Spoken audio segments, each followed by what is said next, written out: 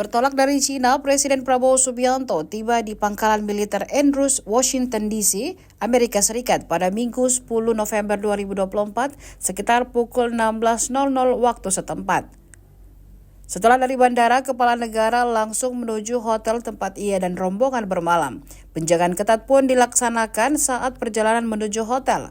Pantauan Tribun Timur dari unggahan YouTube Sekretariat Presiden, puluhan mobil polisi ikut mengawal perjalanan Prabowo menuju ke hotel. Iring-iringan mobil hitam juga ikut terpantau dalam video. Warga setempat tampak menyaksikan iring-iringan mobil yang membawa Presiden Prabowo serta rombongan. Sesampai di hotel, Presiden langsung disambut meriah oleh diaspora Indonesia di sana. Berdasarkan keterangan dari Sekretariat Presiden, tampak sejumlah pihak menyambut kedatangan kepala negara tersebut. Wajah familiar juga tampak, yakni Sekretaris Kabinet Merah Putih Mayor Teddy Indrawijaya yang turut mendampingi. Jajaran petinggi Amerika Serikat yang menyambut Presiden Prabowo diantaranya pejabat Kepala Protokol Amerika Serikat Ethan Rosenwijk dan Duta Besar Amerika Serikat untuk Republik Indonesia Kamala Shirin Lakhir.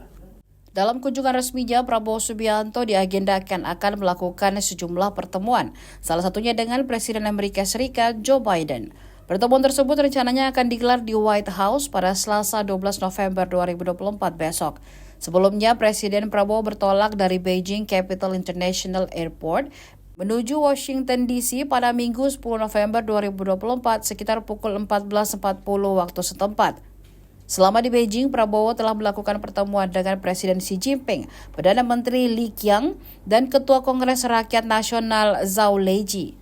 Turut mendampingi Presiden Prabowo dalam kunjungan kali ini adalah Menteri Luar Negeri Sugiono, Menteri Investasi, Kepala Badan Koordinasi Penanaman Modal Roslan Ruslani, dan Sekretaris Kabinet Teddy Indrawijaya.